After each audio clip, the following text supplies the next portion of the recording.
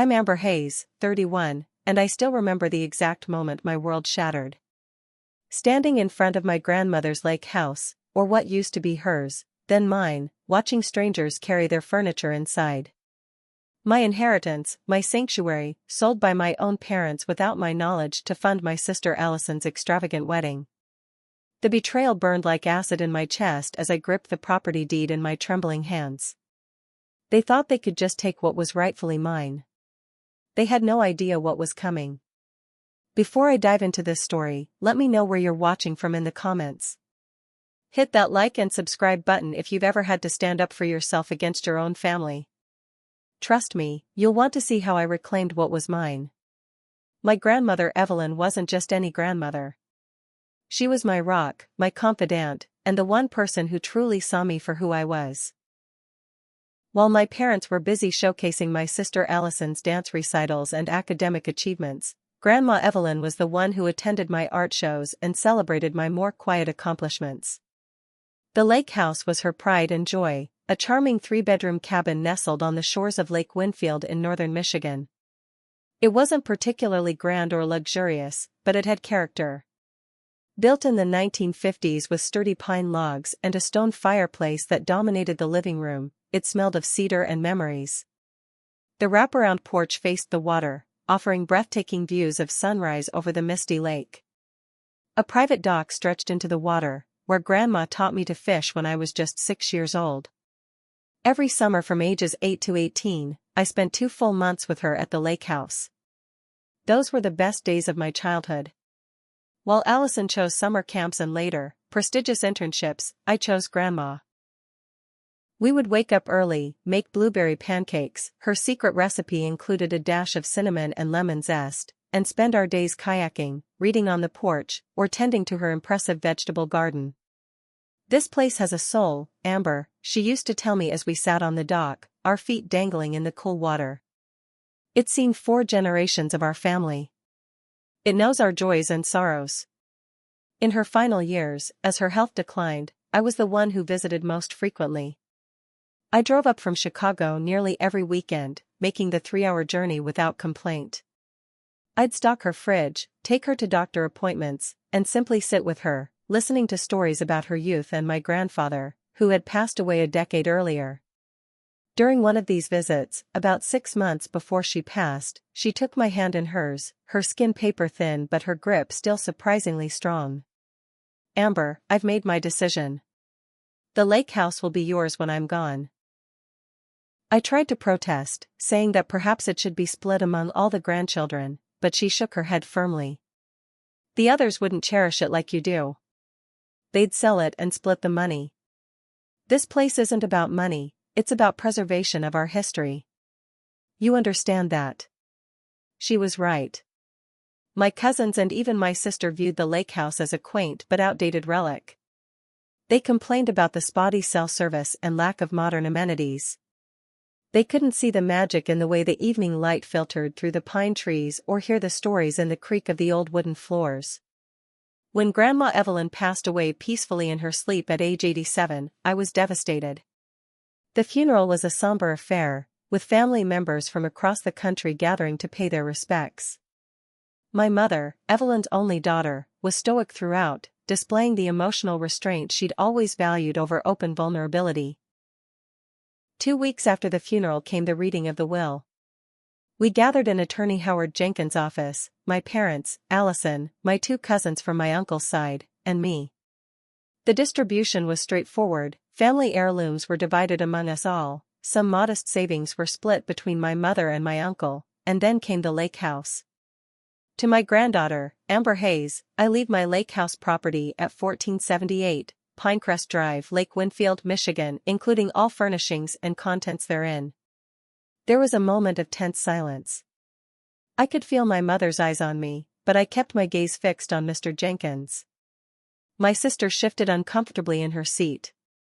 "Well," my father finally said, breaking the silence. "Congratulations, Amber." His tone was flat, and in retrospect, I should have recognized the warning signs in the tight smile he offered me. My mother simply nodded, while Allison scrolled through her phone, apparently uninterested. After the reading, my uncle pulled me aside. "She made the right choice," he said quietly. "You were always her favorite, and you'll take good care of the place." The legal process of transferring the property to my name took about 3 months. There were papers to sign, taxes to sort out, and various legalities to address. My parents remained surprisingly supportive throughout, helping me navigate the bureaucracy. My mother even suggested that she could help me update some of the more dated features of the house to make it more comfortable. I declined politely. I had no intention of modernizing Grandma's sanctuary. I wanted to preserve it exactly as it was, perhaps with some necessary maintenance but with its character intact. By the time summer rolled around, the lake house was officially mine. I had plans to spend most weekends there, gradually moving some of my belongings from my Chicago apartment. Eventually, I thought I might even relocate permanently, once I could arrange a remote work situation with the graphic design firm where I worked. In those early days of ownership, I was blissfully unaware of the storm brewing in my family. I was too busy making my own plans, reconnecting with the space, and feeling Grandma's presence in every corner of the house she'd loved so dearly. Little did I know that my inheritance had become the subject of intense discussion between my parents and my sister, discussions from which I was deliberately excluded. To understand what happened next, you need to understand my family. Growing up, there was always an unspoken hierarchy in our household. My sister Allison, 2 years younger than me, was the golden child, beautiful, outgoing, and academically gifted. She was captain of the cheerleading squad, class president, and eventually graduated with honors from Northwestern. I was the quiet one, creative but introverted. I got good grades but never exceptional ones. I found my passion in art and design rather than the pre-med track my parents had hoped for. While they weren't openly dismissive of my choices, their pride in Allison's achievements always seemed to burn brighter. "Allison's been accepted to a summer program at Harvard," my mother would announce at family gatherings, while my art scholarship to a respected but less prestigious school was mentioned as an afterthought, if at all. When I landed my job at Bennett Design in Chicago after college, my father's response was, "Well, as long as it pays the bills." When Allison secured an entry-level position at a prestigious marketing firm, my parents took her out to a celebratory dinner at a Michelin-starred restaurant. These patterns continued into our adulthood. Allison's relationships were scrutinized and celebrated, potential partners vetted for their career prospects and family backgrounds. My few boyfriends were treated cordially but without much interest. It was as if my life was happening in the background while Allison's played out on center stage. So when Allison announced her engagement to Bradley Thompson, son of a well-known surgeon and himself a rising star in investment banking, my parents were ecstatic. The engagement party they threw was lavish by our family's middle-class standards, with catering from an upscale restaurant and imported champagne. "We want your special day to be perfect," my mother gushed to Allison. "Whatever you need, we'll make it happen." What started as plans for a reasonable wedding quickly ballooned into something extravagant. Allison hired a celebrity wedding planner known for organizing events for Chicago's elite. The venue changed from a charming local garden to an exclusive country club with a 6-figure minimum. The guest list expanded from 150 to nearly 300 people.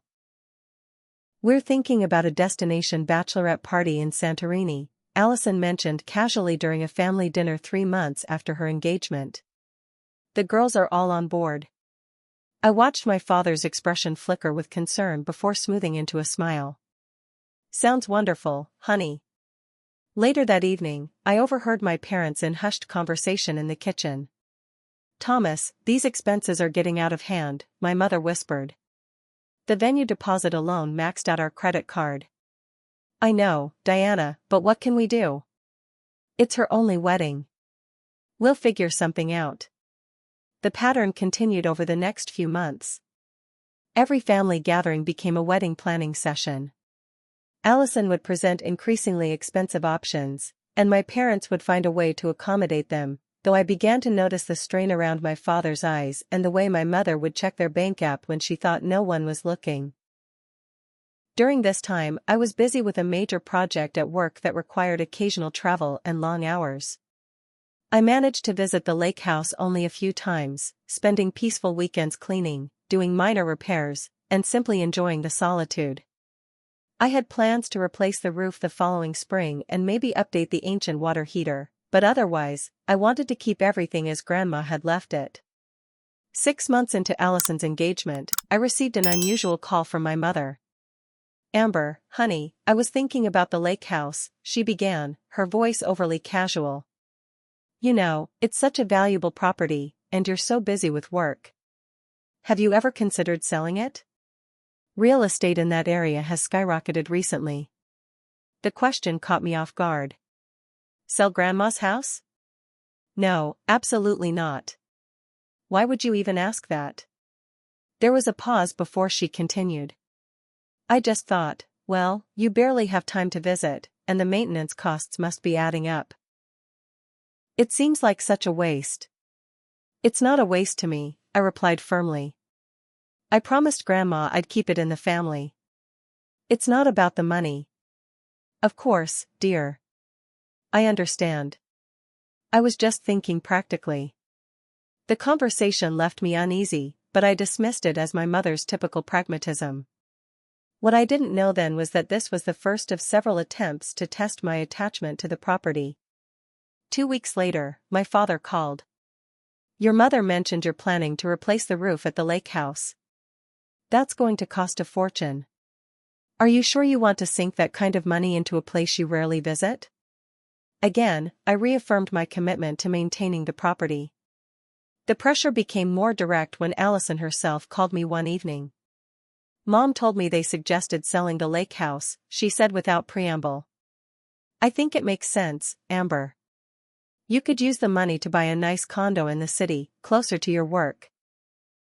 "I don't want a condo," I replied, feeling my irritation rise. "The lake house is special to me. Grandma wanted me to have it." "But be realistic," she pushed. "That place is falling apart. The money would be so much more useful." "Useful for what, exactly?" I asked, a suspicion forming. "Well, for your future. For investments. For whatever." Her evasiveness was telling. The final straw came at a family dinner 2 weeks later. Allison was showing photos of a designer wedding dress that cost more than my annual salary. "We can't afford that," my father finally said, looking exhausted. "But Daddy, it's perfect. I've already put a deposit on it." Allison's lower lip trembled, a technique that had worked on our parents since she was 5. My mother shot a pointed look at me before saying, "If only we had access to some of the family's assets that are just sitting there, unused." The implication was clear, and I felt cold anger settle in my stomach. "If you're talking about the lake house, you can forget it," I said firmly. "It's mine, and I'm keeping it." The tension in the room was palpable. Allison glared at me. "Of course. Always so selfish." "Selfish?" "It was Grandma's decision to leave it to me, not mine." "Only because you manipulated her when she was old and vulnerable," Allison shot back. The accusation stunned me into silence. My mother didn't defend me, and my father simply stared at his plate. "I think it's time for me to go," I said quietly, gathering my things. As I left, I heard Allison muttering about family responsibility and my mother's soothing response. Looking back, I should have been more vigilant. I should have checked on the property more frequently, should have paid closer attention to the documents my parents occasionally asked me to sign regarding family matters. But I was caught up in my work project, trusting that my family, despite our differences, would respect Grandma's wishes and my inheritance. I couldn't have been more wrong. 3 weeks after that tense family dinner, I finally had a free weekend. The major work project had wrapped up successfully, and I was looking forward to some peaceful time at the lake house. I packed my car on Friday morning, picked up groceries on the way, and arrived at Lake Winfield just as the sun was setting over the water. As I turned onto Pinecrest Drive, my heart lifted at the sight of the familiar tree-lined road.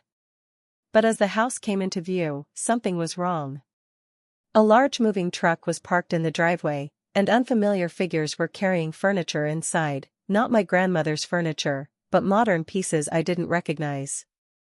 For a moment, I wondered if I had somehow turned onto the wrong road, but no, this was definitely Grandma's house. My house. I parked haphazardly and rushed toward the property. A middle-aged couple looked up in surprise as I approached. "Excuse me," I said, my voice shaking. "What are you doing at my house?" The woman exchanged a confused glance with the man. "Your house? I think there's been a misunderstanding. We purchased this property 2 weeks ago." "That's impossible," I insisted, fumbling in my bag for the deed. "I'm Amber Hayes. This house was left to me by my grandmother. I have the paperwork right here." The man stepped forward, his expression concerned but firm. "Ms. Hayes, I'm Robert Daniels, and this is my wife, Carol. We bought this property from Thomas and Diana Hayes. The sale was finalized last week. We have all the legal documentation." My mind raced to process what I was hearing. Thomas and Diana Hayes, my parents. They had sold my house. My house. "There's been a mistake," I said, my voice rising. "They had no right to sell this property. It belongs to me." Carol looked uncomfortable. "Perhaps you should speak with your parents. Our lawyer assured us the sale was completely legitimate. We have the deed and all the transfer documents." Robert nodded. "They mentioned they were helping their daughter sell the property because she was too busy with work in Chicago. We assumed that was you." A cold wave of understanding washed over me. "May I see the paperwork?" I asked, struggling to keep my voice steady. Robert hesitated but went to retrieve a folder from their car. The documents inside confirmed my worst fears. There was a deed transfer with what appeared to be my signature, dated just 3 weeks earlier. The signature looked convincing, but I knew with absolute certainty that I had never signed such a document. "I'm sorry, but I need to go," I said abruptly, nearly stumbling back to my car. "This isn't right. I never signed this." As I drove away, I called my parents repeatedly. No answer from either of them. I then tried Allison, straight to voicemail. The 3-hour drive to my parents' house in the Chicago suburbs was a blur of tears and fury. My mind cycled through disbelief, rage, and heartbreak. How could they do this? How could they do this? I arrived at their house just after 10 p.m. Lights were on, and both their cars were in the driveway. I pounded on the door until my father finally opened it, his expression guarded but unsurprised. "We need to talk," I said, pushing past him into the house. My mother was sitting in the living room, hands clasped tightly in her lap. Allison was there too, looking defiant. "You sold my house," I said, my voice dangerously quiet. "You forged my signature and you sold my house." "Amber, try to understand," my father began, using his reasonable voice, the one he used when explaining why something unfair was actually perfectly justified. "Allison's wedding. I don't care about Allison's wedding," I shouted. "That house was mine. Grandma left it to me." "And what were you doing with it?" Allison interjected. "Visiting once every few months. Meanwhile, I'm trying to plan the most important day of my life, and you're sitting on a gold mine that you won't share with family." "It wasn't yours to share," I said through gritted teeth. "And it certainly wasn't yours to sell." My mother finally spoke. "Amber, the property sold for $850,000. The market has been very good to that area. We've set aside $50,000 for you to put toward a condo." I stared at her in disbelief. $50,000? You sold my inheritance for $850,000, and you're offering me a pittance? "The rest is going toward Allison's wedding and a small portion for your father's and my retirement," she explained, as if this were a perfectly reasonable arrangement. "Allison needs this. Her future in-laws are expecting a certain standard. We can't embarrass her with a subpar wedding." "So you committed fraud instead," I said, my voice breaking. "You broke the law. You betrayed me and you betrayed Grandma." "Don't be so dramatic," my father dismissed. "It's just a house. Property gets sold all the time.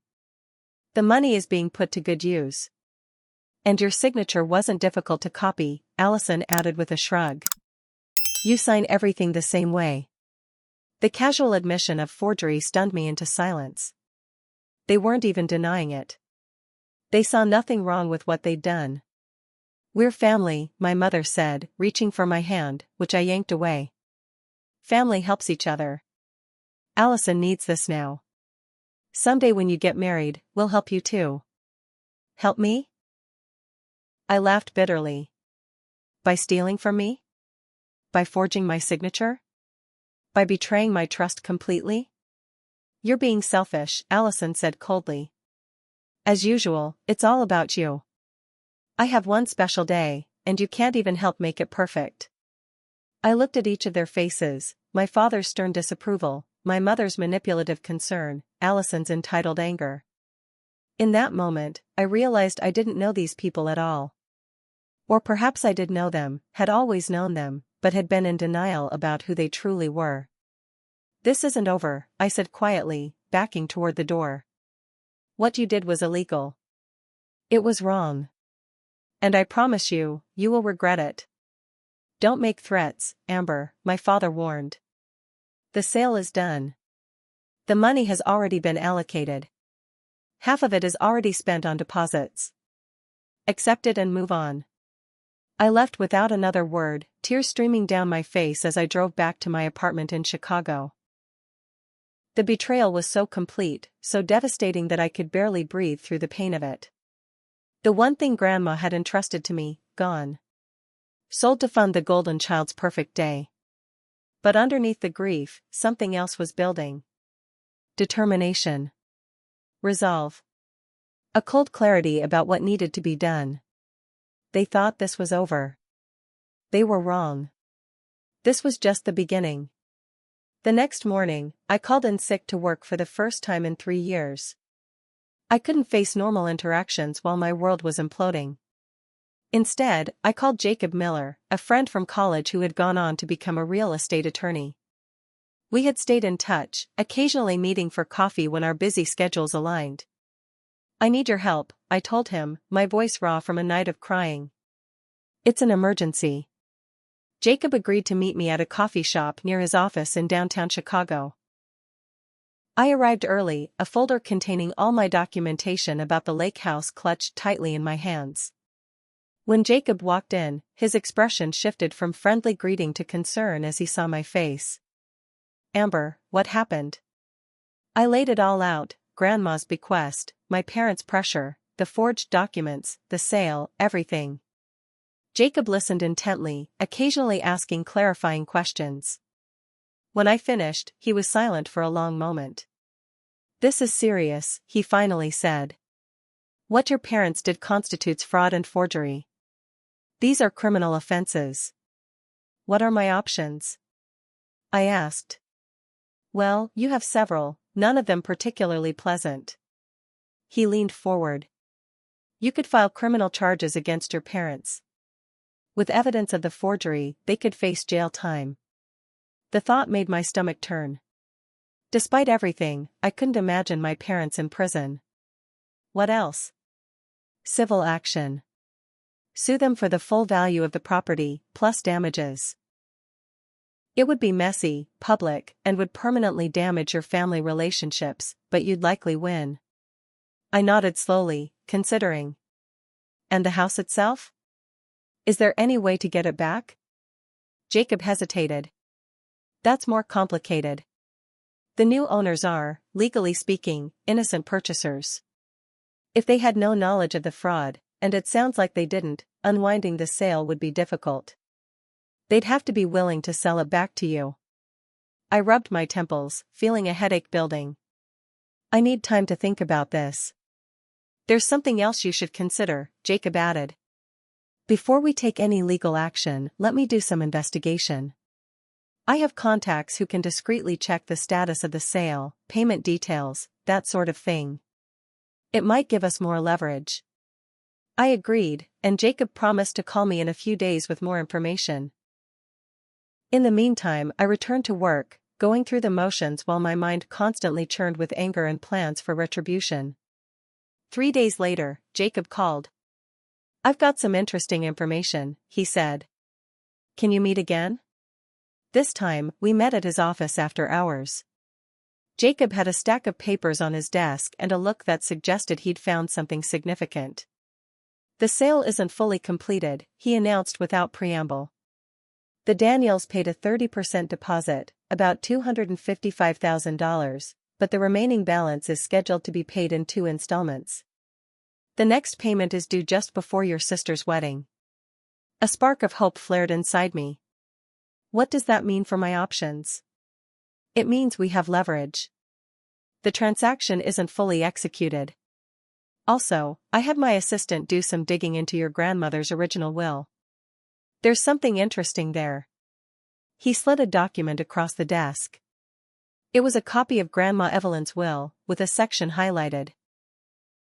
"The Lake Winfield property is to be transferred to my granddaughter Amber Hayes with the provision that it remain in the family for a minimum of 10 years from the date of transfer. If this provision is violated, ownership shall revert to the contingent beneficiary." "Who's the contingent beneficiary?" I asked. Jacob flipped to another page. "The Lake Winfield Historical Conservation Trust. Your grandmother was apparently a founding member." I sat back, processing this information. So the sale violates the terms of the will. Exactly. And that gives us another angle to work with.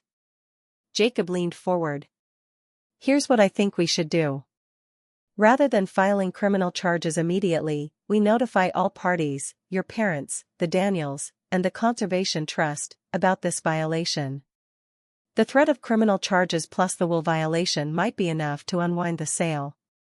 It was a solid plan, but as I sat there, another idea began to form in my mind. A different kind of justice. "Jacob, the house itself, what about the contents? Were they included in the sale?" He checked the documents. "No, interestingly enough. The sale explicitly covers only the real property and permanently installed fixtures. All contents and removable items technically still belong to you." A slow smile spread across my face. "Then I know exactly what I'm going to do." Over the next week, Jacob and I developed a 2-pronged strategy. On the legal front, he would prepare all the necessary documentation to challenge the sale based on both the fraud and the will violation. But we wouldn't file immediately. First, I would execute the personal part of my plan. I reached out to my closest friend, Megan Chen, who had known my family dynamics for years. When I explained what had happened, she was outraged on my behalf. "Your parents did what?" she exclaimed. "Amber, that's beyond terrible. It's criminal." "I know," I said. "And I'm going to handle the legal side. But I need your help with something else." Megan didn't hesitate. "Anything. Just name it." I also contacted 2 other trusted friends, Devin Williams, a former roommate who now worked as a contractor, and Sofia Rodriguez, who had a pickup truck and storage space in her family's warehouse. As my team came together, I did more research. I learned that the Daniels family was still in the process of moving in. According to the neighbors, I had called one elderly couple who had known my grandmother. They were only staying at the house on weekends while renovations were being planned. "They're talking about modernizing everything," Mrs. Jenkins told me with disapproval in her voice. "Tearing out all those beautiful original features. Your grandmother would be heartbroken." That sealed it. My plan wasn't just about revenge, it was about preservation. The weekend before Allison's wedding, 2 weeks before the final payment on the house was due, I put my plan into action. But first, I made one last attempt at reason. I sent a group text to my parents and Allison. "I know what you did was illegal. I have proof of the forgery and violation of Grandma's will. I'm giving you one chance to make this right. Unwind the sale and return my property." My father's response was immediate and dismissive. "Don't make threats you can't follow through on. The money is spent. The wedding is next week. It's done." My mother simply wrote, Please don't ruin your sister's special time with this nonsense. Allison didn't respond at all. With my conscience clear that I'd given them a chance, I was ready to execute the next phase of my plan. It was time to take back what was rightfully mine. The mission was planned with military precision. Devon, Sophia, Megan, and I would converge on the lake house on Tuesday night when we knew the Daniels would be back in Chicago. Sophia would bring her truck and a rented moving van. Devon would bring tools in case we needed to disassemble larger pieces of furniture. Megan would document everything to ensure we took only what legally belonged to me. We met at a rest stop 20 miles from Lake Winfield, going over the plan one last time. Remember, I instructed, we take only what belongs to me, the contents, not the fixtures. Nothing permanently attached to the house. And we document everything. My friends nodded, their expressions determined. They understood the stakes. I don't care what my parents think of me after this, I said, my voice catching slightly. But I want to do this right. Legally right. We've got you, Devon assured me. Let's go get your stuff. We arrived at the lake house just after sunset. The property was dark, as expected, but we still approached cautiously. Devon did a perimeter check to confirm no one was there, while Sophia parked the vehicles in positions optimal for loading. Using my key, which still worked, as the locks hadn't been changed yet, we entered the house. Standing in the entryway, I was hit with a wave of memories and emotions. This had been my sanctuary, my connection to Grandma Evelyn. And now I was essentially breaking in, even though legally, I had every right to be there. Let's get to work, I said, pushing aside the emotions. We'll start with the most valuable and sentimental items. We began with Grandma's antique furniture, the hand-carved mahogany dining set that had been in the family for generations, the Tiffany lamp from the 1920s, the Victorian writing desk where she'd penned countless letters. Devon carefully disassembled the larger pieces, while Megan photographed and inventoried everything. Next came the artwork, original oil paintings by a local artist who had been Grandma's friend, the collection of vintage nautical maps, the stained glass panels that had hung in the windows casting colorful patterns across the floor on sunny afternoons. The china cabinet was emptied of its treasures, the Royal Doulton dinner service used only for special occasions, the crystal glassware, the silver tea set that Grandma had received as a wedding gift in 1952. We worked methodically through each room, taking everything that wasn't nailed down. Bookshelves were emptied of first editions and cherished novels. Photo albums spanning decades were carefully packed. The antique Persian rugs were rolled up and loaded onto the truck. In the master bedroom, I found Grandma's jewelry box tucked away in the closet, something my parents had evidently overlooked. Inside were modest but meaningful pieces, her wedding ring, a pearl necklace, antique brooches, and a gold locket containing a tiny photograph of her and my grandfather on their honeymoon. "Thank you," I whispered, clutching the locket to my chest. "I won't let them take everything." We had been working for about 2 hours when headlights swept across the windows. Everyone froze. "Someone's coming," Devon hissed, peering through the curtains. "It's not the Daniels, it's an older man." My heart raced. It must be Mr. Peterson from next door. He was always checking in on the house for Grandma. "What do we do?" Sophia whispered. I thought quickly. "I'll talk to him. The rest of you keep working, but quietly." I stepped outside just as Mr. Peterson was approaching the porch, flashlight in hand. "Who's there?" he called, voice quavering slightly. "I've called the sheriff." "Mr. Peterson, it's me, Amber," I said, stepping into the light. "Evelyn's granddaughter." He lowered the flashlight, squinting at me. "Amber? What in the world are you doing here at this hour?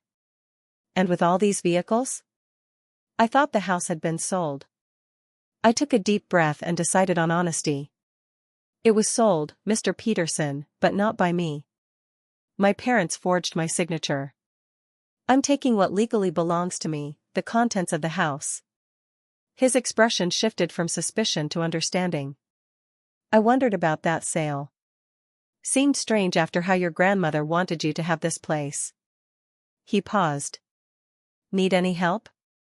Relief washed over me. Actually, yes. There are some heavy items in the basement we haven't gotten to yet. Mr. Peterson rolled up his sleeves. Well, let's get to it then.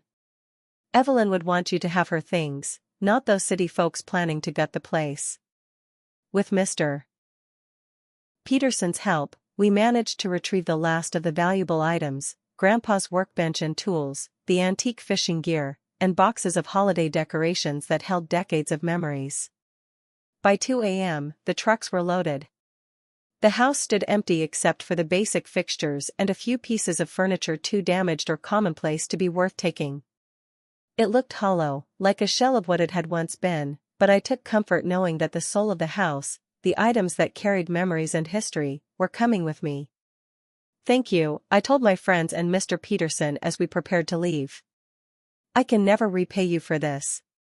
No need, Megan said, hugging me tightly. Your parents and sister betrayed you. We couldn't let them get away with it. We convoyed to Sophia's family warehouse, where we unloaded everything into a secure storage unit. The space was filled nearly to the ceiling with Grandma's treasures, my treasures now. I locked the unit myself, pocketing the key with a sense of grim satisfaction. As dawn broke, I returned to my apartment and collapsed into bed, emotionally and physically exhausted. But before I succumbed to sleep, I sent one text message to my parents. You took my house. I took everything inside it. The house may be sold, but Grandma's legacy stays with me. Then I turned off my phone and slept for 12 straight hours, preparing for the storm I knew would come. It arrived in the form of 27 missed calls and dozens of outraged text messages. The Daniels had arrived at their new property to find it practically empty. My parents were apoplectic, threatening legal action, disownment, everything they could think of. Allison's messages were the most vitriolic, accusing me of deliberately trying to ruin her wedding. I didn't respond to any of them. Instead, I forwarded the messages to Jacob, who confirmed that I had acted within my legal rights. The contents had never been part of the sale. What now? I asked him. Now, he said, we go to the wedding. Despite everything, I still received an invitation to Allison's wedding. I suspect my mother insisted on it for appearance's sake, never imagining I would actually attend after what had happened. But attend I would, though not for the reasons they might expect. The week leading up to the wedding was surreal. I went to work, I came home, I avoided all contact with my family. Jacob continued preparing our legal case, gathering evidence and documentation. The final payment for the lake house was due 3 days after the wedding, and we planned to file our legal challenge the day before that payment was to be made. But first, there was the wedding itself. I spent hours deciding what to wear, finally settling on a sleek, midnight blue dress that was elegant without being flashy. I styled my hair in a sophisticated updo, applied my makeup with extra care, and even splurged on a professional manicure. I wanted to look composed, confident, unbroken by their betrayal. The morning of the wedding, I received a text from my mother, "Please don't make a scene today. This is Allison's day." I didn't respond. I simply took a deep breath, gathered my resolve, and drove to the Lakeside Country Club, one of the most exclusive venues in the Chicago area, with a waiting list that stretched years. The very venue that had necessitated the sale of my lake house. The ceremony was scheduled for 4 p.m., with a cocktail hour beforehand. I arrived precisely at 3:30, timing my entrance so that most guests would already be there but the ceremony wouldn't have started. Heads turned as I walked into the lavish reception area. I recognized family members, friends, colleagues of my parents, all dressed in their finest, all here to celebrate the golden daughter. A few people looked surprised to see me, others uncomfortable. Word had clearly spread about the family discord. I spotted my parents near the entrance to the garden where the ceremony would take place. My mother was resplendent in a champagne-colored designer dress, my father distinguished in a tuxedo. They were speaking with what appeared to be Bradley's parents, equally well-dressed, equally affluent-looking. My mother saw me first. Her smile froze, her eyes widening in alarm. She whispered something to my father, whose head snapped up, his expression darkening when he saw me. I approached them with measured steps, a pleasant smile fixed on my face. "Amber," my mother said, her voice tight. "I didn't think you'd come. And miss my only sister's wedding? I wouldn't dream of it." My tone was light, but my eyes conveyed the message, "I'm here, and you should be worried." My father stepped forward, placing himself slightly between me and the other couple. "Thomas and Catherine Thompson, these are Bradley's parents. This is our daughter, Amber." "The graphic designer," my mother added quickly, as if my profession needed clarification or apology. "Lovely to meet you," I said, shaking their hands. "I've heard so much about you." "Bradley speaks highly of Allison's family," Catherine Thompson said warmly. "We're so delighted about this union." "Yes, everyone has made such sacrifices to make today special," I replied, watching my father's jaw tighten. "Some greater than others." An uncomfortable silence fell. My mother laughed nervously. "Well, we should check on the bride." "Excuse us." As they hurried away, I made my way to the bar and ordered a glass of champagne. From this vantage point, I could see the full scope of Allison's dream wedding. Elaborate floral arrangements in silver and white. Crystal chandeliers hung from the garden tent. A string quartet played softly in the corner. A photographer and 2 videographers captured every moment. All of it paid for with my inheritance. The ceremony itself was picture perfect. Allison was stunning in a custom gown that I recognized from designer couture magazines, likely the one she'd mentioned that cost more than my annual salary. Bradley looked appropriately adoring. Their vows were personal and touching. If I hadn't known the price that had been paid for this spectacle, my price, I might have been moved. After the ceremony came the reception in the grand ballroom. Round tables with elaborate centerpieces, a massive ice sculpture, a 7-tier cake that looked like it belonged in a royal wedding. A band played on a raised stage, and waiters circulated with trays of hors d'oeuvres that probably cost more per bite than my weekly grocery budget. I maintained my composure, making small talk with distant relatives and Allison's friends who didn't know enough to avoid me. I was waiting for the right moment, and it came after dinner, when my father rose to give his speech. He clinked his glass, calling for attention. The room quieted as he began to speak about his beautiful daughter and the joyous occasion. He spoke of family bonds and traditions, of sacrifices made for loved ones, of the importance of supporting each other through life's journey. "No sacrifice is too great when it comes to family," he said, raising his glass.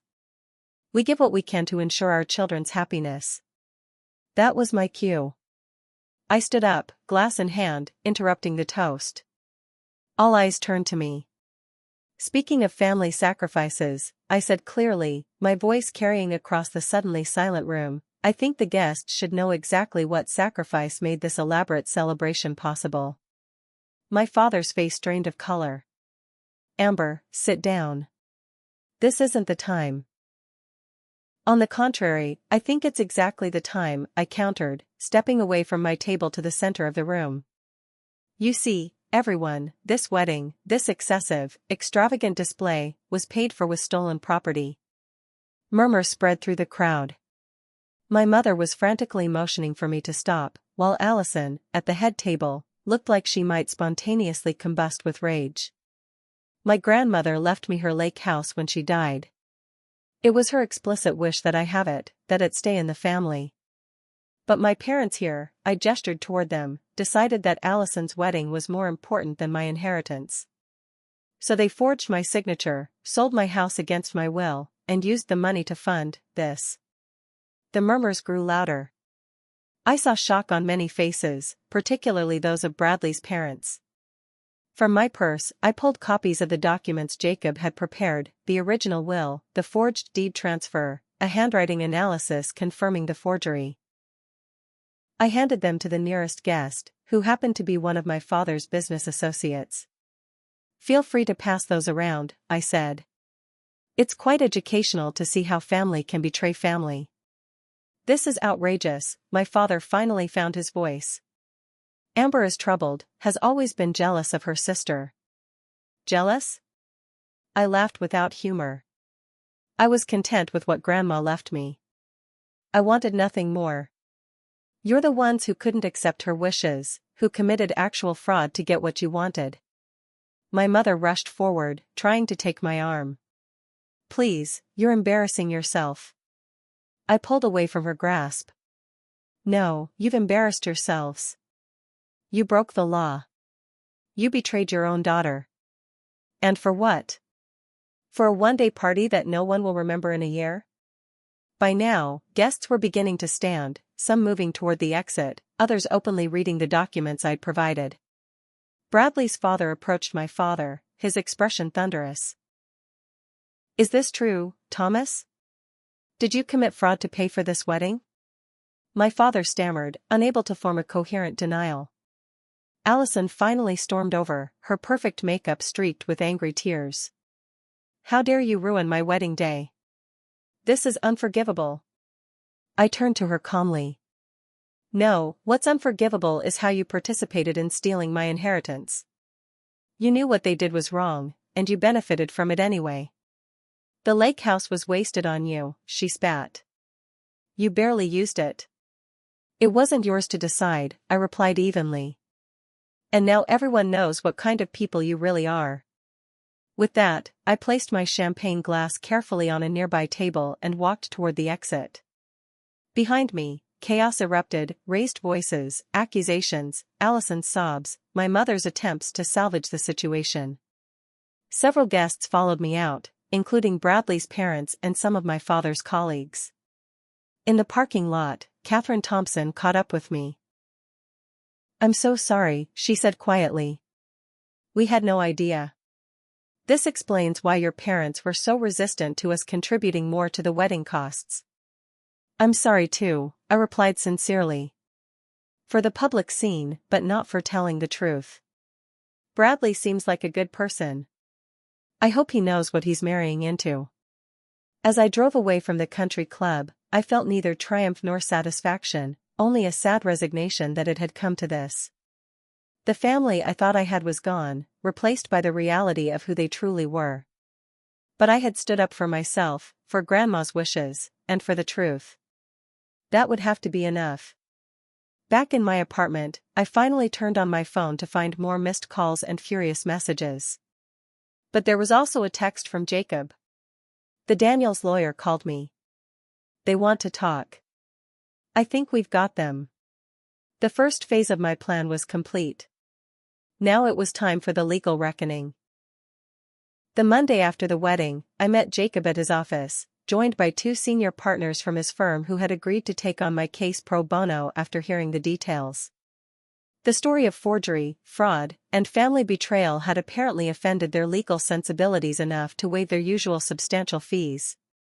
The wedding confrontation was risky, Jacob admitted as we prepared for our meeting with the Daniels and their attorney. But it worked. Word has spread through your parents' social and business circles. The Daniels are horrified to be associated with fraud, and your parents are facing serious reputation damage. The Daniels arrived looking tired and stressed.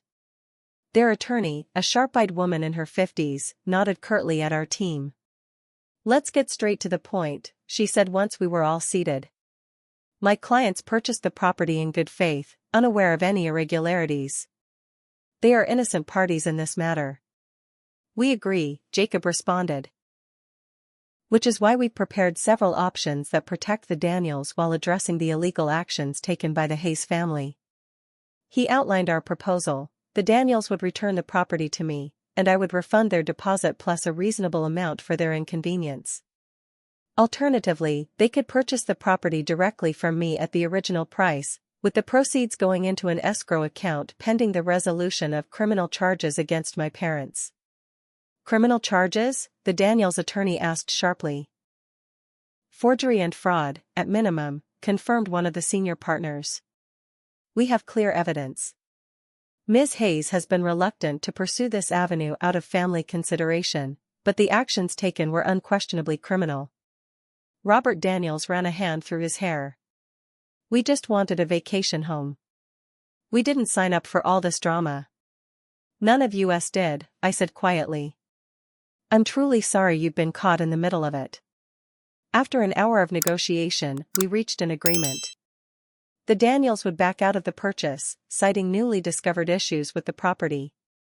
My parents would be required to return their deposit in full, plus compensation for their moving expenses and legal fees. I would regain ownership of the lake house. As for my parents, they would face the consequences of their actions without the Daniels pressing additional charges, though that wouldn't prevent potential criminal proceedings for the forgery itself. The Daniels seemed relieved as they left. We hope you get your house back, Carol said to me. It clearly means a great deal to you. More than my family ever understood, I replied. With the Daniels on board, we moved to the next phase. Jacob filed our case with the court and sent formal notices to my parents, Allison, and the bank handling the transaction. The response was immediate and predictable: denial, outrage, and threats of countersuits. My father hired an aggressive attorney known for hardball tactics, but our evidence was irrefutable. The handwriting analysis clearly showed the forgery. The will's provision about keeping the property in the family for 10 years was ironclad. And several witnesses from the wedding were willing to testify about my parents' effective admission of guilt during the confrontation. 2 weeks into the legal battle, the bank froze the remaining funds from the sale. My parents had already spent the deposit on wedding expenses and initial payments to vendors, but the bulk of the money, nearly $600,000, remained untouched, waiting for the final transfer. As pressure mounted, cracks began to show in my family's united front. My mother called me late one evening, her voice tearful. "Amber, please. We can work this out as a family. There's no need for lawyers and courts." "You should have thought of that before you forged my signature," I replied, keeping my voice steady despite the pain her call triggered. "You chose Allison over me. You stole what was rightfully mine. These are the consequences. Your father was just trying to give Allison the wedding she deserved." "Stop," I interrupted. "You don't get to justify what you did. Not anymore." The call ended with my mother in tears and my resolve strengthened. This wasn't about revenge anymore, it was about justice. A month into the legal proceedings, we received a surprising communication from my father's attorney. They wanted to settle. My father was facing professional repercussions as news of the forgery spread through his industry. Several business partners had backed away from deals, concerned about his trustworthiness. The scandal was affecting not just his reputation but his livelihood. The settlement terms were straightforward: my parents would acknowledge the forgery in a private agreement, avoiding public admission of criminal activity, return the remaining funds, and relinquish all claims to the property. In exchange, I would not pursue criminal charges. After consulting with Jacob and his colleagues, I accepted. While part of me wanted my parents to face the full legal consequences of their actions, another part, the part that remembered them as my parents, not just as people who had betrayed me, couldn't bear the thought of seeing them in court, possibly facing jail time. The settlement was finalized 2 months after the wedding.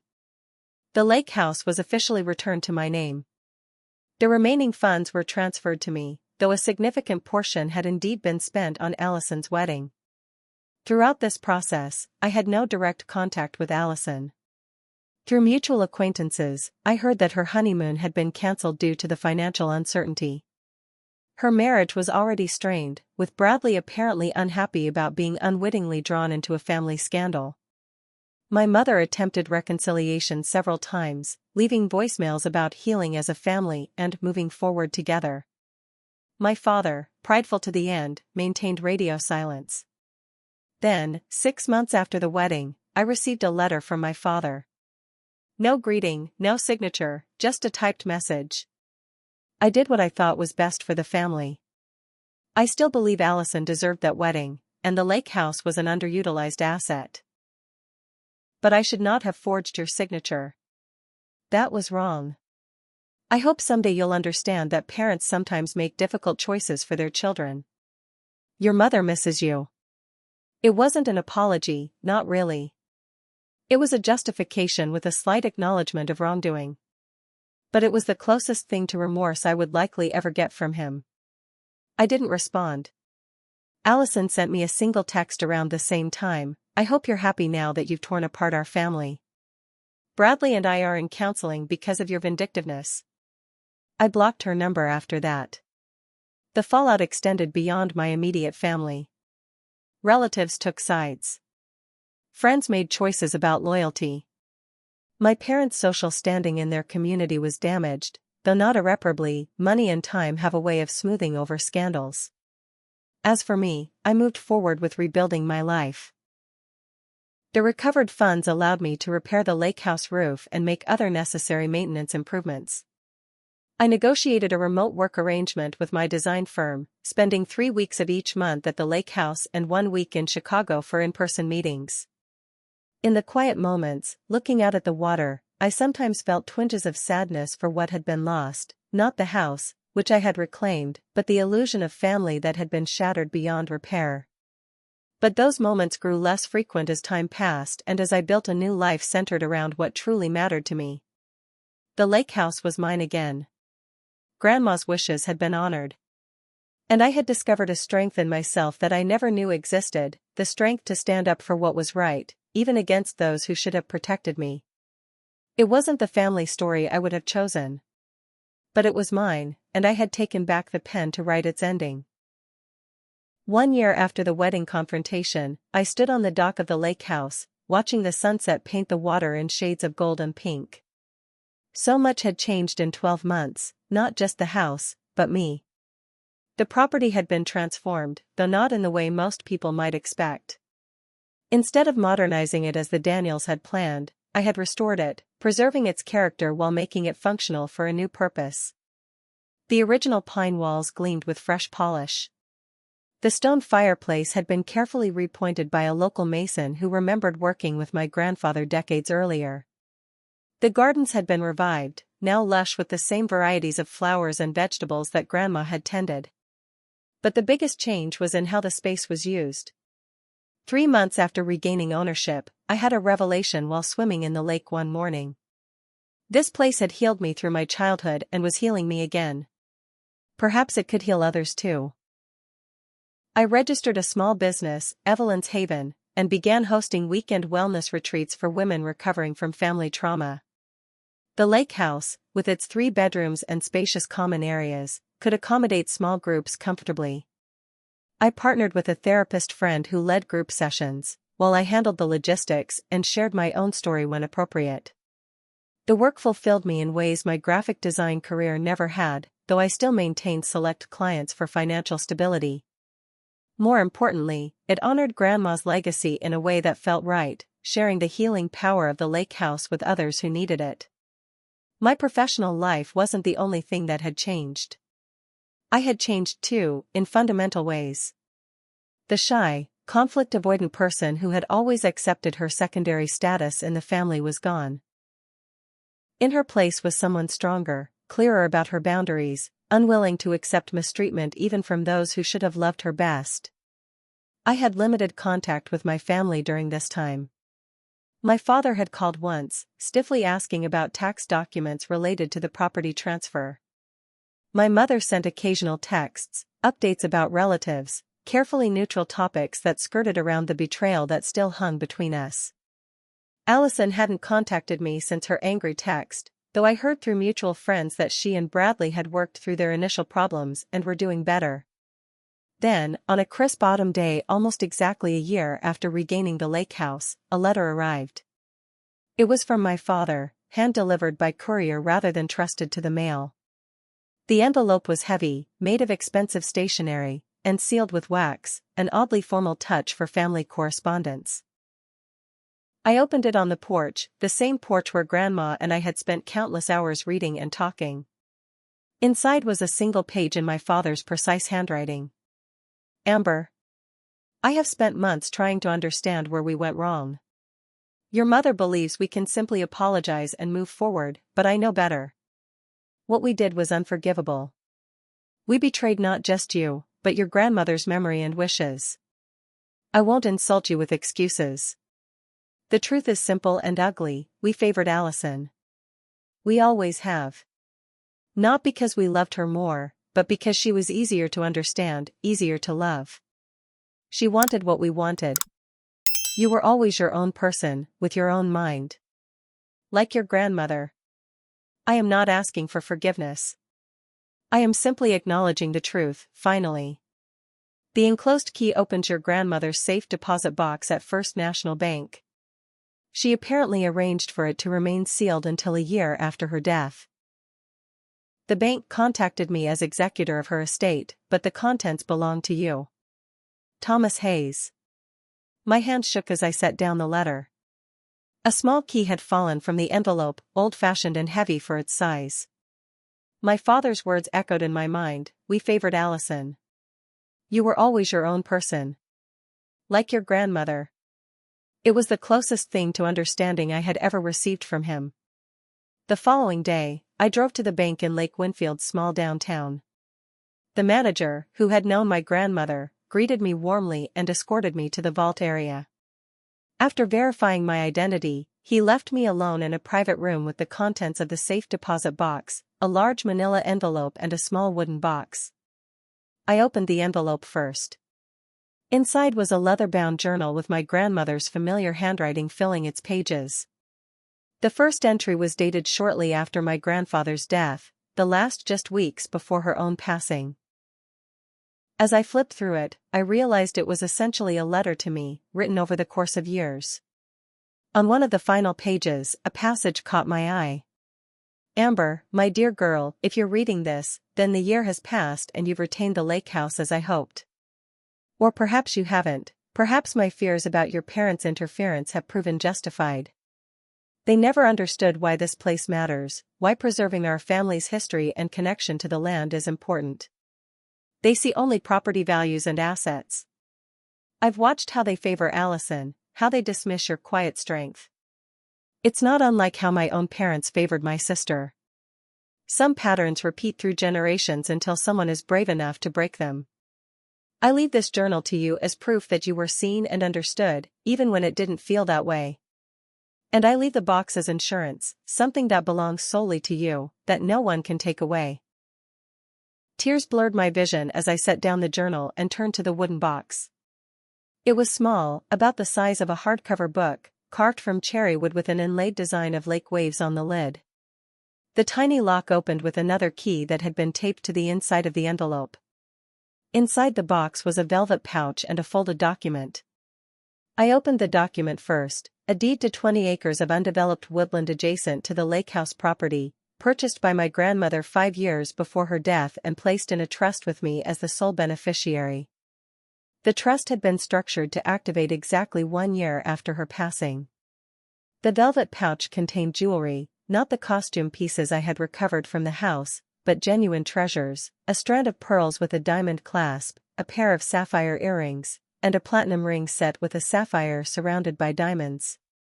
A small card in the pouch read, "My mother's jewels, passed to me, now to you." Not for their monetary value, but for the strength of the women who wore them before you. Wear them when you need courage.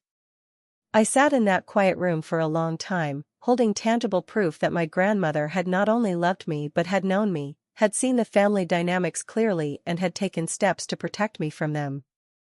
She had anticipated the potential for betrayal and had created this secret legacy that no one, not even my father as executor, had known about. The 20 acres of woodland meant that the lake house property could never be hemmed in by development. It was protected, preserved for future generations. And the jewelry represented a direct line of female inheritance, bypassing my mother to connect me to my grandmother and great-grandmother. That evening, back at the lake house, I sat on the dock wearing my grandmother's pearls. The weight of them against my collarbones was comforting, a physical reminder of her presence. The journal lay in my lap, a treasure trove of her thoughts, observations, and advice that I would savor slowly in the coming weeks. As the stars began to appear in the darkening sky, I heard car tires on the gravel driveway. For a moment, I tensed, wondering if my parents had decided to make an unannounced visit. But when I turned, I saw familiar faces: Megan, Devin, Sophia, and several other friends who had supported me throughout the past year. They carried food containers and bottles of wine. "Surprise!" Megan called, approaching the dock. "We knew today might be emotional after your visit to the bank, so we thought you shouldn't be alone." As my friend set up an impromptu dinner on the porch, I remained on the dock for a moment longer, looking out at the lake that had been my grandmother's comfort and was now mine. The water reflected the first stars of evening, countless points of light on the dark surface. I thought about patterns repeating through generations, as my grandmother had written, and about the courage it takes to break them. I had broken the pattern of acquiescence that had defined much of my life. I had stood up for myself, had refused to accept betrayal as my due. And in doing so, I had claimed not just my inheritance but my power. Behind me, laughter and conversation drifted from the porch, the sounds of genuine affection and support. The family I had been born into had failed me, but the family I had chosen surrounded me with love. As I walked back toward the house, I felt a breeze that seemed to carry my grandmother's scent, a mixture of gardenia perfume and the lavender sachets she kept in her drawers. Perhaps it was imagination, perhaps memory, or perhaps something more. But in that moment, I felt her approval washing over me like a blessing. The lake house was more than a property. It was a legacy of strength, a testament to the power of standing up for oneself, and now, a place of healing for others who needed it. The circle was complete. The inheritance had become a gift I could share. And that, I realized as I joined my friends on the porch, was the greatest victory of all. What would you have done in my situation? Would you have confronted your family at the wedding, or handled it differently? I'd love to hear your thoughts in the comments. Also, if you've ever had to stand up to family who betrayed you, share your story. You never know who might need to hear that they're not alone. Don't forget to like this video, subscribe to my channel for more real-life stories, and share with anyone who might be struggling with family betrayal. Thank you all for your support, and remember, sometimes the family you choose is more important than the family you're born into. Take care of yourselves, and I'll see you in the next video.